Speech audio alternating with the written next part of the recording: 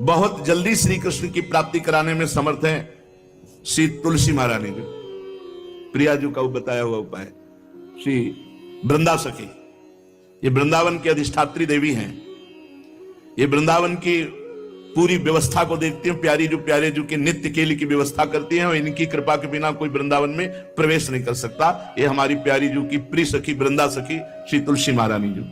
चंद्रानना सखी ने कहा कि परम सौभाग्यदम राधे महापुण्यम वरप्रदम श्री कृष्ण श्यापि लभ्यर्थम उनका तुलसी सेवनम मतम।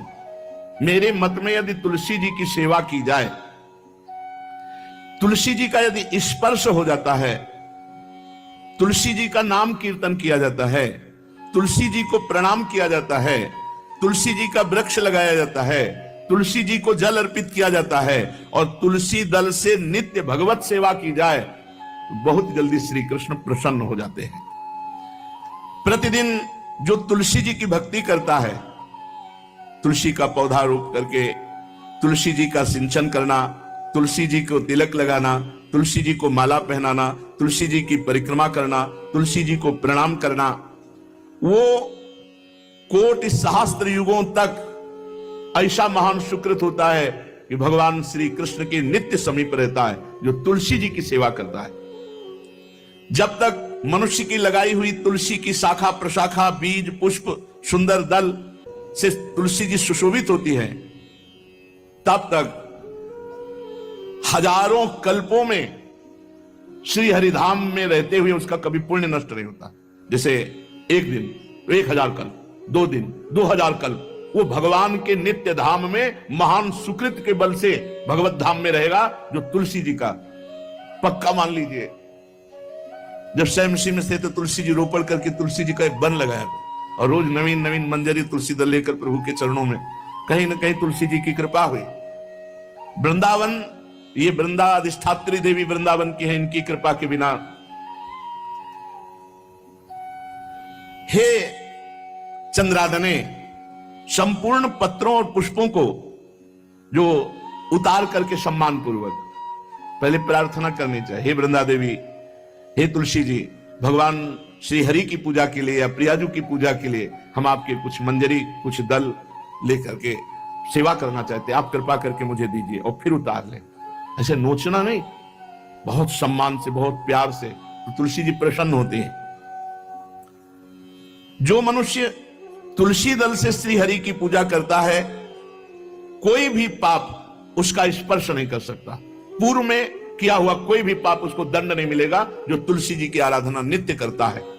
अब इतना जल भी ना चढ़ा दे, माल पुण्य हो जाए और तुलसी जी अंतर ध्यान अनुकूल जल, जैसे मान लो गमले पे हैं तो इतना बड़ा तांबे का रोज उससे चढ़ा, अब भर के लोटा चढ़ा दोगे 2-4 दिन में अंतर ध्यान हो जाएंगे तुलसी जी। बहुत विवेक से जरूरत है, मतलब भारी पुण्य होगा। अब इतना बड़ा लोटा रोज जल चढ़ाओगे तो 2-4 दिन में पीली होके अंतर ध्यान हो जाएंगे। भाई इतना जल, अनुकूल जल चाहिए। एक तांबे का छोटा सा लिया, ऐसे डाल, रोज डालो, उसमें कोई फर्क नहीं। और गमला उठाकर धूप में विराजमान करो। सेवा का मतलब क्या है? जो तुलसी जी को जल अर्पित करके तुलसी जी की सेवा करता है, हरि चिंतन करता, कभी कोई पाप उसका स्पर्श नहीं कर सकता। 100 भार सोना, 400 भार चांदी का जो दान करने का फल होता है, वो एक तुलसी दल उतार जो अपने द्वारा लगाई हुई तुलसी दल, वो हरि के चरणों में अर्पित करो। ये 100 भार सोना और चांदी बराबरी नहीं हो सकती। कितना महत्व है। जो रोज तुलसी दल चयन कर, द्वादशी को ना चयन करे, द्वादशी को मतलब बहुत बड़ा अपराध लगता है तुलसी दल का, इस मतलब तुलसी के वृक्ष का भी स्पर्श न करे। प्रणाम नमस्कार दूर से, एक भी दल नहीं टूटना चाहिए। द्वादशी को ऐसा हमने महापुरुषों से सुना है कि मंजरी और पत्र उतारना ये ठीक नहीं, बिल्कुल नहीं ठीक है। ब्रह्म हत्या का फल लगता है, अगर जो पाप लगता है अगर कोई द्वादशी को तुलसी चयन, बहुत सावधानी से। जिसके घर में तुलसी का बगीचा होता है, कई पौधे होते हैं, उसको कहीं तीर्थ जाने की जरूरत नहीं, उसका घर तीर्थ है जिसके घर में तुलसी के पौधे हैं। और यमराज कभी उस घर में किसी भी मरने वाले को लेने नहीं आएंगे जिसके घर में तुलसी। लगा लो भैया तुलसी लगा लो घर में, काहे को यमराज को आने दोगे? सबके घर में तुलसी। कितना सुंदर पहले था। घर में आंगन होते थे, आंगन में एक बहुत बड़ा, और फिर उसमें तुलसी जी, और फिर उसमें 2-4 नर्मदेश्वर और शालिग्राम ऐसे, और फिर घर का हर व्यक्ति जल चढ़ाना, प्रणाम करना, नमस्कार करना, 4 पर। कितनी पवित्र पद्धतियां हमारी थी। जब रसोई बने पहली गाय के लिए, फिर कुछ पक्षियों के लिए, फिर कोई संत महात्मा, कोई भिक्षु, ऐसा कितना पवित्र व्यवहार। यहाँ जैसे हमने देखा है, ये रसोई बन रही ना, तो धुआं नहीं खत्म होने पाता, वो ही सब अपवित्र किए हुए हैं, राक्षसी बुद्धि आती चली जा रही। तुलसी जी, ये भागवती को वस्तु, हमें लगता है बालकनी तो होती है, बढ़िया बालकनी में एक ऐसा उठाने धरने वाला स्टैंड लोहे का रखो कि तुलसी जी को विराजमान कर दो। जिसके घर में तुलसी जी विराजमान होती है, उसके घर में यमराज कभी नहीं जाते। जो तुलसी जी का सेवन करता है, उसकी सारी कामनाएं तुलसी जी पूर्ण कर देती है। तुलसी जी को लगाना, तुलसी जी का पालन करना, तुलसी जी को सिंचन करना, तुलसी जी का दर्शन करना, तुलसी जी का स्पर्श करना, मनुष्य के द्वारा जो मन, वाणी और शरीर से पाप हो गए, सबको तुलसी महारानी क्षमा कर देती है, दग्ध कर देती है। पुष्कर आदि तीर्थ, गंगा आदि परम पावन नदियां, ये सब जो स्नान आदि, अवगाहन आदि करने का फल देते हैं, वो केवल तुलसी जी घर में विराजमान है, उसको फल मिल जाएगा। कितने बढ़िया। जो तुलसी जी की नवीन मंजरी प्रभु के चरणों में अर्पित करके प्रणाम करता है, वो चाहे कितना भी अपराध किए हो, वो कभी यमपुरी को नहीं देखेगा, कभी यमराज के पास नहीं जाएगा। जो मनुष्य तुलसी काष्ठ का घिसा हुआ चंदन लगाता है, उसके सारे संचित भस्म हो जाते हैं, और क्रियमाण जो वर्तमान, वो कभी उसको बांध नहीं सकते। तुलसी जी का काष्ठ का घिसा हुआ चंदन।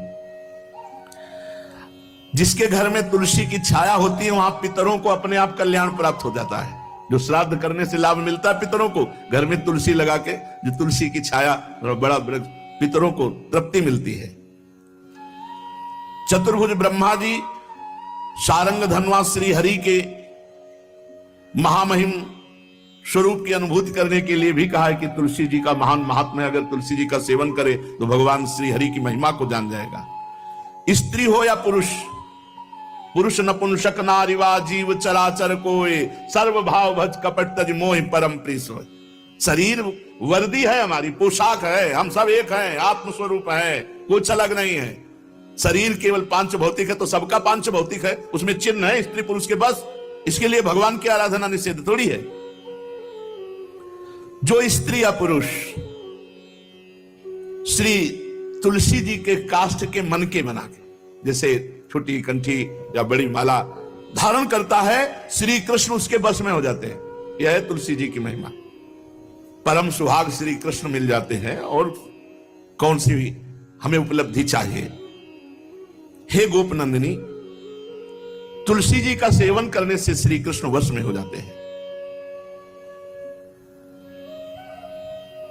जो तुलसी की माला से नाम जप करता है, काउंटर वाली बात तो स्मृति के लिए पढ़ाई है, हम निषेध नहीं करते, नहीं बहुतों के भजन बंद हो जाएंगे, पर हम इतनी महिमा जरूर बता देते हैं कि तुलसी माला से जो नाम जप किया जाता है, उससे आध्यात्मिक सिद्धि बहुत जल्दी होती है। गुरुदेव भगवान कहते, जो अंगुलियों से रगड़ होती मन का से, उसमें आध्यात्मिक ऊर्जा शक्ति तुलसी माला से। प्लास्टिक पर भाई करो, निषेध नहीं कर रहे, बंद हो जाएगा वो भी राधा राधा कहना, वो हमें बंद नहीं करना। हम कह रहे हैं तुम जैसे बने वैसे करो, लेकिन माला का बहुत बड़ा प्रभाव है। तुलसी परम पवित्र भगवान श्री हरि की प्रिया, और उनके काष्ठ को जब हम ऐसे ऐसे नाम के साथ, तो विशेष ऊर्जा शक्ति, आध्यात्मिक शक्ति हमें जागृत होती है। हो सके जिनको ऐसा बन सके तो छोटी एक वो आती है सुमिरनी, उसको रख लो, अपनी जेब में रख लो, उससे करो। और नहीं है तो भैया तुम इसी से करो, नाम जप करो, भाव को भाव न खालसो, नाम जपत मंगल दिस दसो। सुंदर सुंदर तुलसी जी के वृक्षों के समीप बैठ करके जो अनुष्ठान किया जाए वो बहुत लाभदायक। श्रीमद् भागवत का, गोपाल सहस्त्र नाम का कोई भी पाठ तुलसी जी के समीप विराजमान करके किया जाए। आचार्य को बुला करके तुलसी पूजन करना चाहिए, विविध प्रकार के अनुष्ठान। अरे तभी तो सब मंगल होता है। पहले था, हमने देखा है, 4 बजे माताजी दरवाजे के सामने लीपती, रोज का काम। जो पुराने घरों में देहरी के आगे आके 4 बजे लीप करके वहां अपना चौक पूर के दीपक जला, तो क्या पवित्रताएं थी, क्या मंगल था।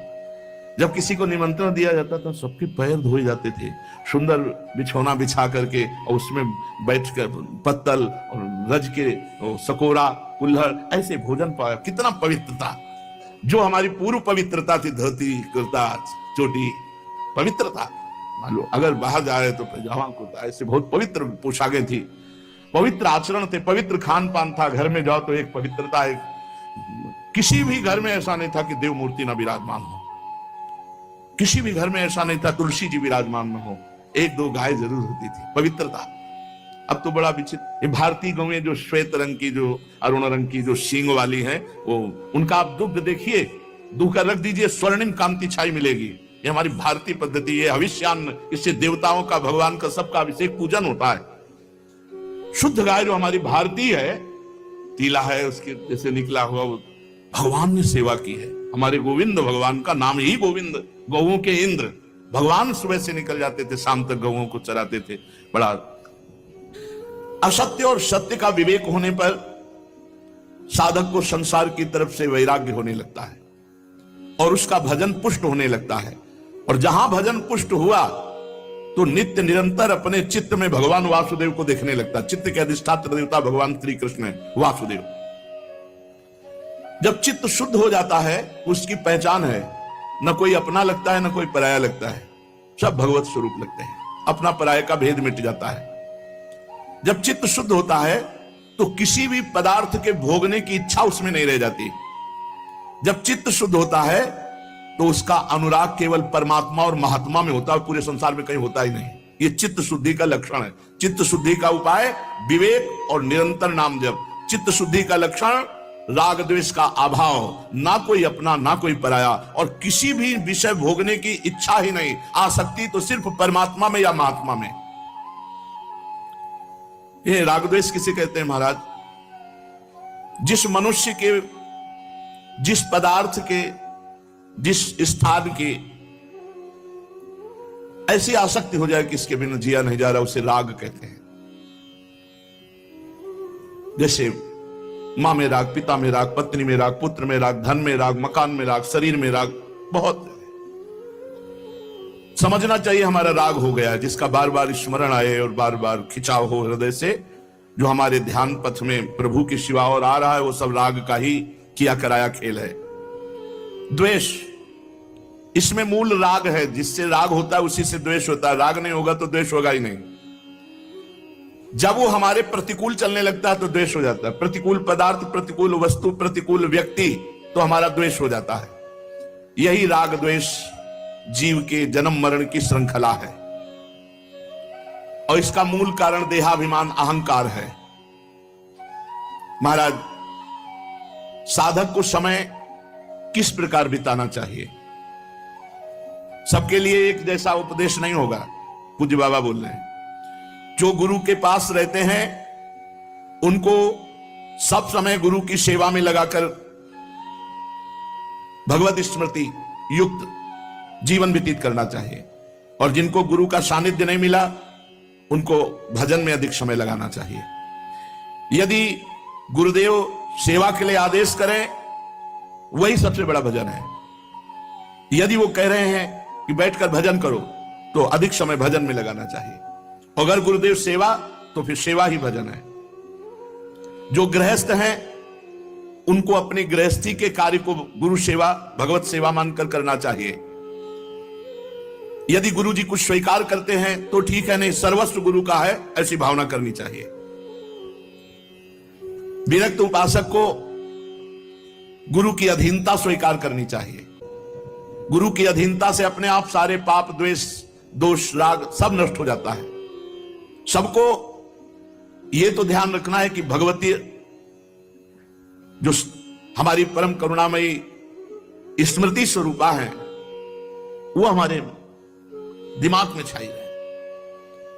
महान तेजोमयी निकुंज देवी श्री स्वामिनी महामहिमामयी महारानी लाडली जो भगवती स्मृति ऐसी कृपा करें कि ये हमारी स्मृति में ही बस जाए, कभी स्मृति से दूर ना हो, चाहे हम सेवा परायण हो या एकांत बैठे हो।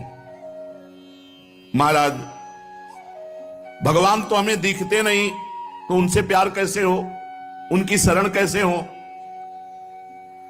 भगवान तुम्हें दिखते नहीं? बड़े आश्चर्य की बात है, ये सब भगवान ही तो है। पूज्य बाबा अब उनकी ब्रह्ममय दृष्टि है। चलो भगवान नहीं दिखते तो भगवान का नाम, भगवान की महिमा, भगवान के भक्त ये तो दिख रहे हैं, आप इनकी बात मानो, नाम जप करो, भगवान की लीला गुण गाओ, जैसे आदेश होता है वैसे सिद्धांत से चलो, भगवान दिखाई देने लगेंगे। जब तुम्हारे हृदय में शांति, आनंद, किसी के प्रति कोई भी द्वेष नहीं, तो जान लो अब भगवान प्रकाशित होने वाले हैं हृदय में। आनंद भगवान का स्वरूप है, शांति भगवान का, शांताकारम, जो आनंद सिंधु सुख राशि। जो भगवान को देखा नहीं और भगवान की शरण होकर नाम जप करते हैं, भगवान बहुत रीझ जाते हैं उनसे, वो तो देख ही रहे ना। महाराज जी आप बार बार भजन की बात करते हैं, भजन में तो नींद आ जाती है, फिर क्या करें? माला छूट जाती है भजन में। ऐसे बैठे रहो, प्रपंच सोचते रहो, नींद नहीं आएगी। 3 घंटा फिल्म देखते रहो, नींद नहीं आएगी। पता नहीं कैसा तमोगुण का प्रभाव है। बाबा कहते हैं कि जब नाम जप करने में नींद आने लगे तो जोर जोर से कीर्तन करने लगो। ये एकांत में करना चाहिए, सामूहिक जहां वास हो वहां नहीं करना चाहिए। नहीं पता चले कल मंजीरा लेके 12 बजे से शुरू हो गए तो साधक जो दिनचर्या में है उनको परेशान, मान लो बगल वाले कमरा वाला ध्यान साधक कर रहा है तो फिर आपका अपराध बन जाएगा। यदि आप मंजीरा लेके कीर्तन कर रहे हैं और उसके ध्यान में विक्षेप हो रहा तो अपराध बन जाएगा। इसलिए जो भी साधना करो वो ऐसी करो कि दूसरे साधकों को विक्षेप ना पड़े, अपने कमरे के बाहर आवाज ना जाए। दूसरा उपाय, खड़े होकर जप करो, ये बहुत बढ़िया उपाय है। इस नींद रूपी दुश्मन से लड़ो। ये खड़े होकर भजन करने का अभ्यास गायत्री अनुष्ठान में, नैष्ठिक ब्रह्मचर्य में, क्योंकि नई अवस्था में नींद ज्यादा सताती है। तो झोपड़ी थी तो खड़े होकर ऐसे झोपड़ी का ऊपर एक रस्सी ऐसे डाल लिए थे और ऐसे पकड़ लेते, कभी एक पैर के बल खड़े है, कभी बाएं पैर, फिर उठा लिया दाएं पैर, और मंत्र में एकाग्रता पूरी जपते हुए बहुत अच्छा लगता। 5-5, 6-6 घंटे, क्योंकि गायत्री का 24 लाख गायत्री का एक पुरस्चरण होता है। भक्त को चाहिए किसी भी स्थिति में भजन के समय में नींद ना आने पावे। बहुत लड़ना पड़ता है, नींद से बहुत लड़ना पड़ता है, एकदम गुस्सा जाते हैं। जैसे बड़ी सावधानी से जप रहे, पता नहीं कब गोल हो गए, माला छूट गया। जब देखा माला छूट गया तो एकदम गुस्सा, अब पूरा माला गया, अब फिर एक से शुरू करना पड़ा। जैसे मान लो आप 99 मनका पे पहुंच चुके हैं और आपका छूट गया तो अनुष्ठान में नहीं माना जाएगा, फिर वहीं से शुरू करो एक से। ये नहीं कि कहीं से भी पकड़ लियो उसे शुरू करो, ऐसा नहीं। जब अनुष्ठान किया जाता है तो अगर जितने पे छूटा, अब ये काउंटर दिखाने थोड़ी चलो, काउंटर आज चला है काउंटर में क्या है कि जितना करो उतना छोड़ दो। हमने गुरुदेव भगवान से, ये तो अभी कुछ समय से चला है, ये तो दिखाई नहीं दिया, पहले कभी दिखाई नहीं दिया, अब तो नई रचना है। नहीं तो छोटा माला वो, हाँ सुमेरनी जिसे, और बड़ा माला, ये 2 ही थे चलाने के लिए। अब ये काउंटर भगवान की कलयुग महाराज की कृपा से आ गया है कि चलो माला नहीं तो इसको अपना पहन। माला से लोगों को शर्म भी लगती है, पूरा माला डाले ऐसे, बोले भगत बनता, इसमें अंगूठी की तरह पहने अपना। बढ़िया है, बढ़िया है, बहुत बढ़िया है। किसी तरह भगवत स्मृति, भगवान नाम जप हो रहा है बहुत, पर इसमें यह सुविधा है कि 50 में छोड़ दिया, छोड़ दिया। माला में नहीं छोड़ सकते। यदि अनुष्ठान चल रहा है तो आप बोल नहीं सकते, छोड़ नहीं सकते। मान लो आप 107 में पहुंच गए और आपने छोड़ दिया तो नहीं माना जाएगा, फिर एक से शुरू करो। अब जैसे आप माला जप रहे हैं गुरु मंत्र की, तो बीच में गुरु मंत्र की माला जपते हुए बोलना नहीं है। जो जैसे 11 माला का अनुष्ठान दिया गया उसमें बोलना नहीं। अगर बोला तो जहां से बोला वो फिर वहां से कैंसिल, फिर वहां से शुरू करो। या फिर उसकी पद्धति है, उस माला को ऐसे करके निकाल के मन का रखो, आचमन करो, भगवान से प्रार्थना करो, अत्यंत आवश्यक होने पर बात करो, फिर प्रणाम करो, फिर उसके नीचे वाली मनका से, जहां से रखा है नीचे वाली मनका से शुरू कर दो। ऐसे नहीं कि ऐसे खड़े बात कर रहे हैं फिर घुमा रहे हैं, तो क्या फर्क पड़ता है? दिमाग में क्या फर्क पड़ता है? कौन सा परिवर्तन हो रहा है? जो हमारी वैदिक सिद्धांत पद्धति है उसी से लाभ प्राप्त होता है। महाराज, जो नींद है उससे लड़ना पड़ता है। भजन करना बहुत ऊंची बात है, इसलिए हमको खड़े हो जाना पड़े, टहलना पड़े, हमें नाम जप करना, हमें मंत्र जप करना। उस समय नींद नहीं आनी चाहिए। अभ्यास बहुत बड़ी ताकत होती है। आंख मूंद के ठीक लक्ष्य पे गोली मार दे जिसका अभ्यास है, और अपने अभ्यास नहीं किए तो कुछ नहीं होने वाला। अभ्यास योग युक्तेन चेतसा नान्यगामिना। आज भी वही दिनचर्या है जो बाल्यावस्था से गुरुजनों ने सिखाई थी, वैसी दिनचर्या।